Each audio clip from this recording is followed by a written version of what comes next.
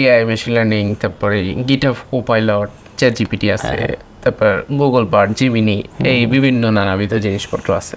এইসব টুল টেকনোলজি নিয়ে চিন্তা ভাবনা করা উচিত কিনা, যদি চিন্তা ভাবনা করি এদেরকে সাথে নিয়ে, কারণ এদেরকে ফেলে দেওয়ার কোনো সুযোগ নেই। আগের দিনে আমাদের প্রথম 1 মাসের যে কাজ, এটা এখন 10 সেকেন্ডে npm ইনস্টল বা দিলে হয়ে যাচ্ছে। এখন তাতে কি আমাদের কাজ কমছে না বাড়ছে? আমাদের এখন যে এআই টুলের যুগ আসছে, ডেফিনেটলি আমাদের গার্বেজ কাম আরও কমে গেছে। এই জিনিসগুলোতে আমরা যদি পিছায় থাকি তাহলে আমরা হারায় যাব।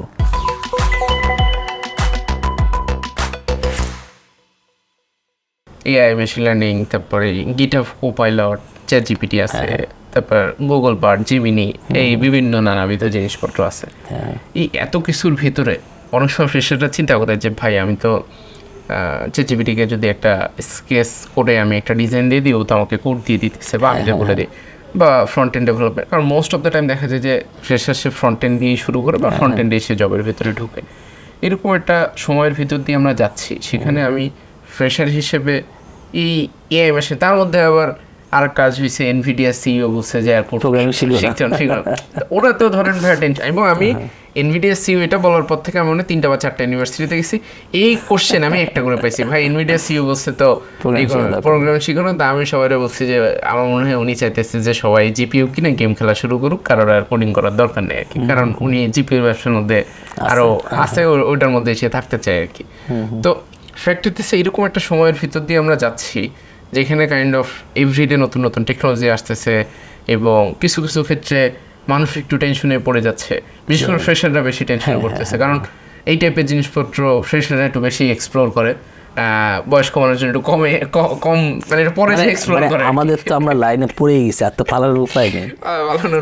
সো এই সিচুয়েশনে আসলে এইসব টুল টেকনোলজি নিয়ে চিন্তা ভাবনা করা উচিত কিনা, যদি চিন্তা ভাবনা করি এদেরকে সাথে নিয়ে, কারণ এদেরকে ফেলে দেওয়ার কোনো সুযোগ নেই, সাথে নিয়ে কিভাবে সামনে আগাবো, এইটাই আমাদের আজকের দিনের শেষ। আচ্ছা, অনেক সময় নিয়ে নিয়েছি, শর্টে আনসার দিই।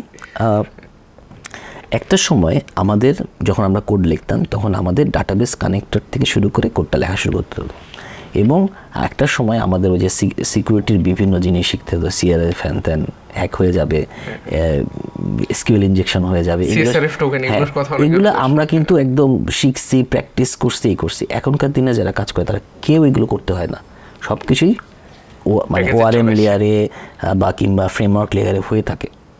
এখন আগের দিনে আমাদের প্রথম 1 মাসের যে কাজ, এটা এখন 10 সেকেন্ডে npm ইনস্টল বা দিলে হয়ে যাচ্ছে। এখন তাতে কি আমাদের কাজ কমছে না বাড়ছে? তাতে আমাদের হরাইজন বাড়ছে, আমরা আরো মূল কাজটার দিকে আগায় গেছি, গার্বেজ কাজ কম করতে হয়েছে। এখন আমাদের এখন যে এআই টুলের যুগ আসছে, ডেফিনেটলি আমাদের গার্বেজ কাম আরও কমে গেছে।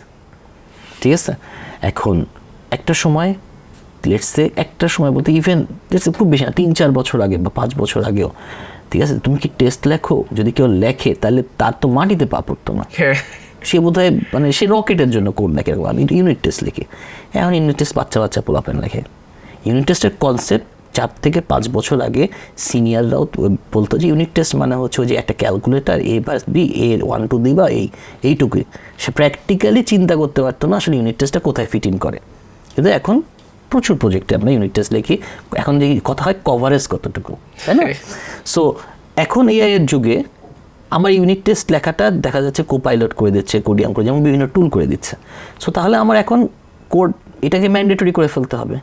আগে আমরা একটা ক্রাড হয়তো সারাদিনে লিখতাম, এখন আমাকে 5টা ক্রাড সারাদিন লিখতে হবে উইথ হেল্প অফ এআই টুল। এই জিনিসগুলোতে আমরা যদি পিছায় থাকি তাহলে আমরা হারায় যাব। আর এই জিনিসগুলো যা আসছে, ডেফিনেটলি এটা গার্বেজ কাজের স্কোপ কমায় দিচ্ছে, but at the same time এটা একটা হরাইজনকে ওপেন করতেছে। সো আমার বিশ্বাস যে সামনের দিনগুলোতে আমরা তারাই টিকবো যারা এই টুল টেকনোলজির টপে থাকতে পারবো, এবং যেই অস্ত্রটা আসছে সেই অস্ত্র নিয়ে চিন্তা হাই হুতাশ করে রাতে ঘুম নষ্ট করে রেদার ওই ট্রাই উইথ দ্যাট টুল, ঠিক আছে, এবং নিজের এফিসিয়েন্সি বাড়ানো, that should be good enough ইনশাল্লাহ। আর যদি ধ্বংস হয়ে যায় দুনিয়া, ধ্বংস তো এক সময় হবে, ওকে আসছে, ঠিক আছে।